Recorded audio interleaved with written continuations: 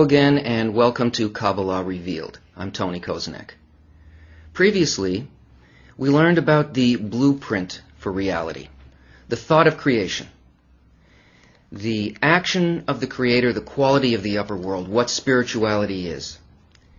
This thought of creation, which is to create a creature and to fill this creature with unbounded delight, is the only reason that anything ever occurs. And everything that appears in our life is as a result of this. It's either it comes from it and it's on its way to the fulfillment of it, whether we can perceive that quality or not. And this is the problem that we have. Because we think in the deepest question that we have about our life and our inability to feel where we are and where we're going comes from the fact that we must ask, if the Creator is completely good and only does good, then why is it that we see evil? Why are there bad events? In order to investigate this question, the Kabbalists set for us a boundary on how we should investigate in order to get a real answer and not get confused. Baal Salam tells us that there's a rule in Kabbalah, and that is what cannot be attained cannot be named. What does that mean? The goal that we want to reach is a direct sensation of the Creator, not an idea, not some kind of an intellectualization, because there's no real answer in an intellectualization. You can't feel confident about an idea. You must be able to feel it within you in the same way that you feel where your feet stand or as you look at something that's before you. It must be tangible. Only there is a real change in perception, not in ideas or abstractions. Man cannot really understand the events in his life because man rejects half of all reality. Half of everything that occurs that is considered by him to be bad, man rejects. And that's because of an inner programming that we have, which is the will to receive. That will to receive functions as a guidance system. That is, we're completely controlled by it. And all that it's doing is it's either attracting us to something that we find delightful, that we find pleasure, and that we consider to be good, or we are running away from something that does not give us pleasure, that gives us emptiness. So we flee from that. We are constantly looking only for those things that are considered to be good. So our perception of what the purpose of both of these events are is faulty, because our attention is never on the whole of the picture. It's always only on a small part of the picture, because we're looking at it from within the level of the problem itself. And this is a huge problem for us, because all perception, as we can see just in simple nature, comes only as a result of contrast. We only know cold by its opposite, heat. We only know up when we relate it to down. If we look just at the quality of heat in itself, if there was nothing opposite it, if it had no opposite quality, it would be in essence, we wouldn't be able to feel anything in it. If there was no movement, no way to measure anything, what could we know about heat? There would be nothing there. There would simply be no sensation. So this comparison between what we consider to be good and why we consider it to be good, and what we experience as bad and why we consider it to be bad, this is the thing that needs to be measured. We need to have something that is not a sliding scale. And it may not seem so to us because we're blinded by this inability to incorporate the greater scope of reality. But all of our evaluation of good and evil from within the will to receive is completely subjective. It's a totally sliding scale. That is, we can say that certain events that we see are considered to be evil, but if you really look at it profoundly, if you look at what your true responses are, and here this is what is meant by only what can be attained can be named. You have to look at the actual experience. Take, for example, the tsunami disaster. There were 400,000 people killed in that disaster. And everybody, if you poll them, will say, this is horrible. The loss of life was terrible. The suffering of others was terrible.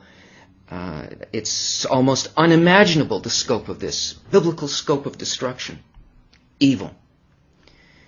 But what happens if you happen to be one of the owners of the companies that gets to rebuild the resorts in those areas? It's the best thing that has happened to you in 5 years. So, what did you really experience?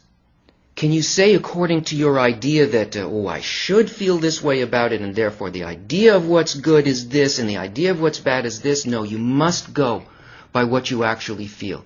If you measure something else, you're measuring something imaginary. Now, sometimes we can see this fact that something that we would first take as a bad experience, we can understand as a good experience when we look at the levels of life below us. If we look at something like a forest fire, and we see a tremendous amount of damage done, we can look at that situation and we can say, well, it was bad for the trees, but in the larger scope of things, what's going to happen is there was a purpose to this. There's going to be a thicker growth. We're going to have, maybe there'll be a more diverse forest, a thicker forest, and the things that were preventing its successful growth are now changed. And the only reason that we can see a disaster as a good thing is because we look at it as a process. We see the larger arc of development on the levels of life below us. Below us there are levels of still or inanimate. There's the vegetative level, there is the animal level, and there is the human level that we live on. Unfortunately, this level is just a complex animal. And in order to be able to see what is happening to us and the programming and the instinctive level and the larger scope of what's happening to us in our lives, not to see just a single cross-section where we don't understand the plan or the vector, the way in which things are progressing towards the goal. When we look at this on the human level, we can't understand. We can't pull ourselves up by our own hair to some higher level. We have to be able to view it on a higher level, which the Kabbalists call the speaking level. Speaking level of man is where he begins to be part of the upper system and view the whole system of guidance provided by the Creator. That one force that moves us through two prongs of through the will to receive, that moves us, attracts us towards something good and repels us from something bad. If we can see it from this level above, we stop seeing the events in our lives as isolated chunks and try to name them at a place in time and space where we really have no perception of the reason for anything.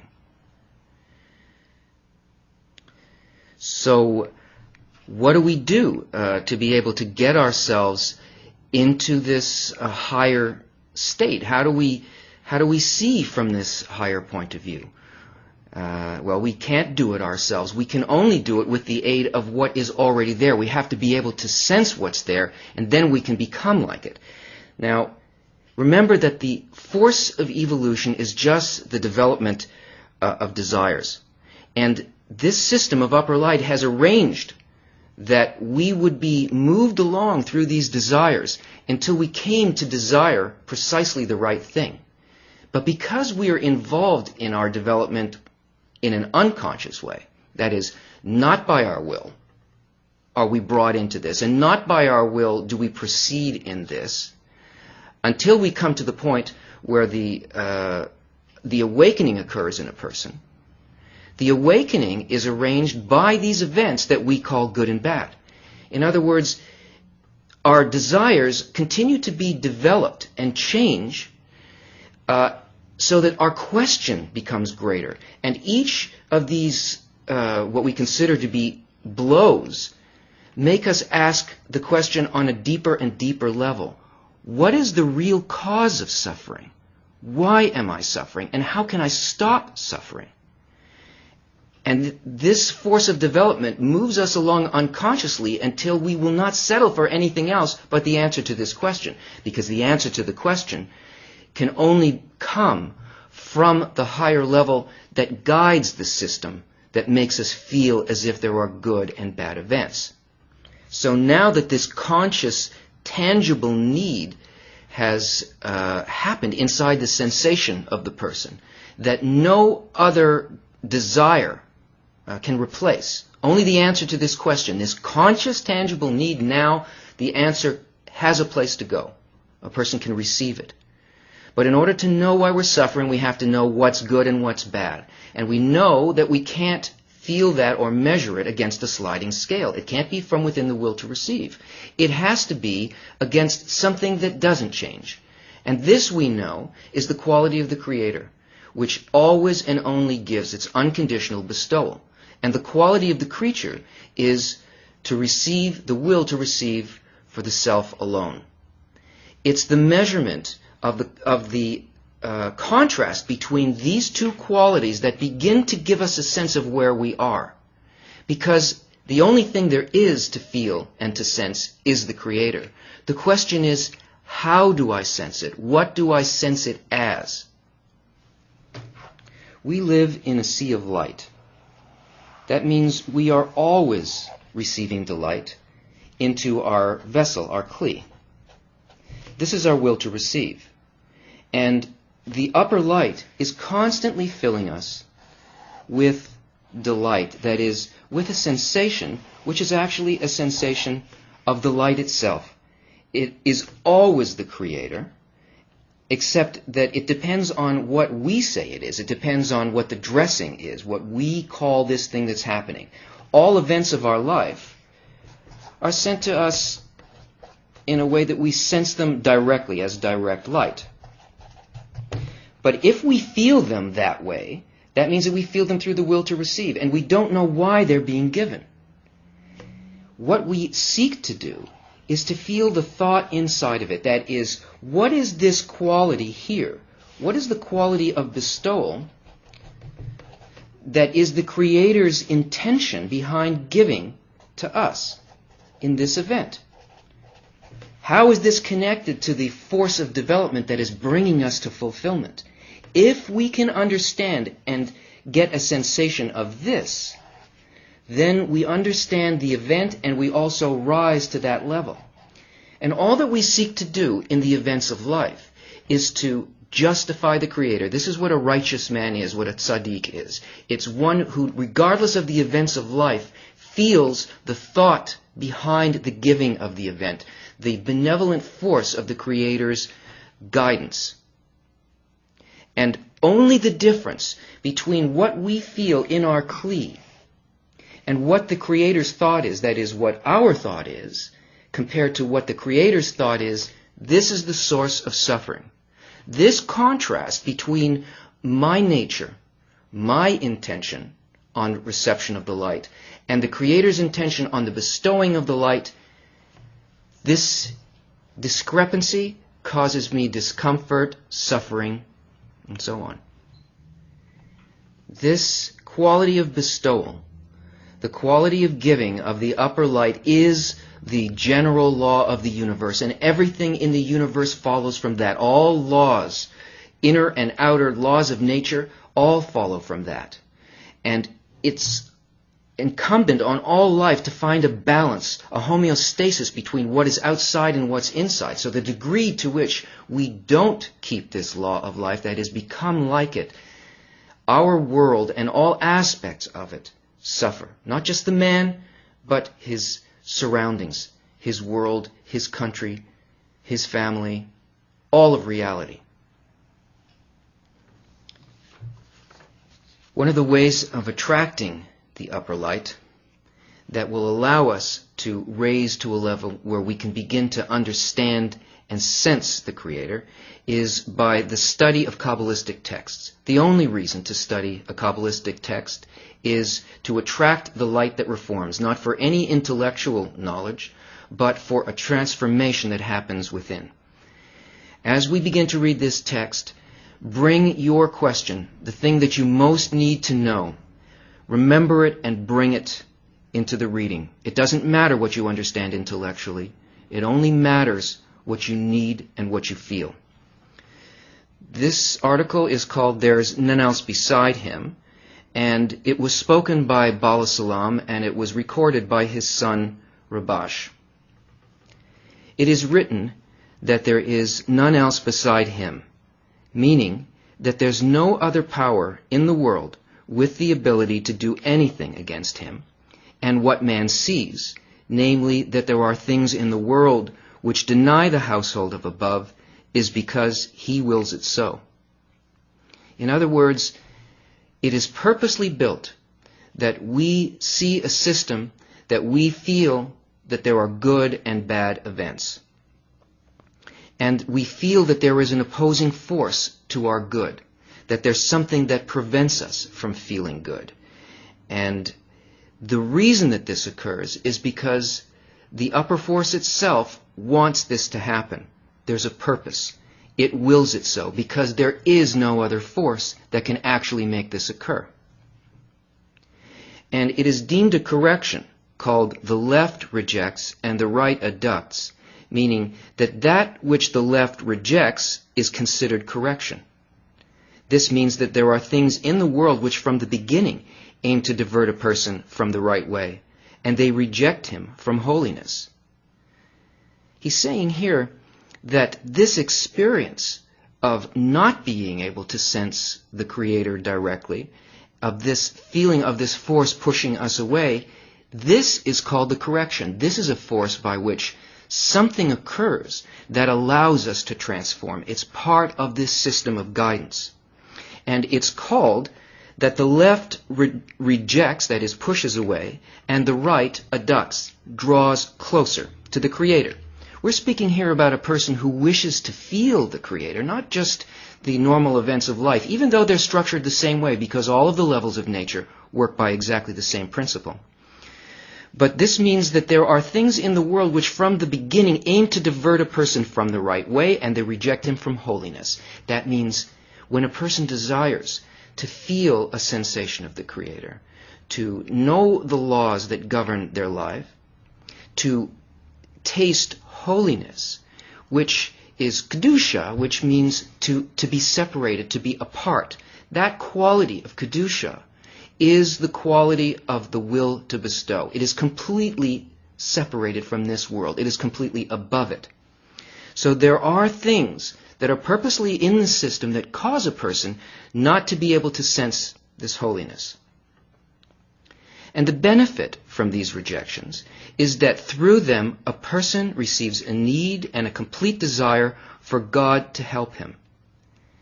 This pushing away, once there is a desire, once there is an intention to know the Creator, this pushing away does what we have seen in the whole system of nature. It causes a need. It means that there's a specific need that is being built, not a need for this or that thing, for cars, for wealth, for food, for sex, for knowledge, for power. No, it's building a particular need. The benefit from these rejections is that through them a person receives a need and a complete desire for God to help him. The desire that's being built is the desire directly for God, directly to God. Yasher Kel. The desire directly for what is above.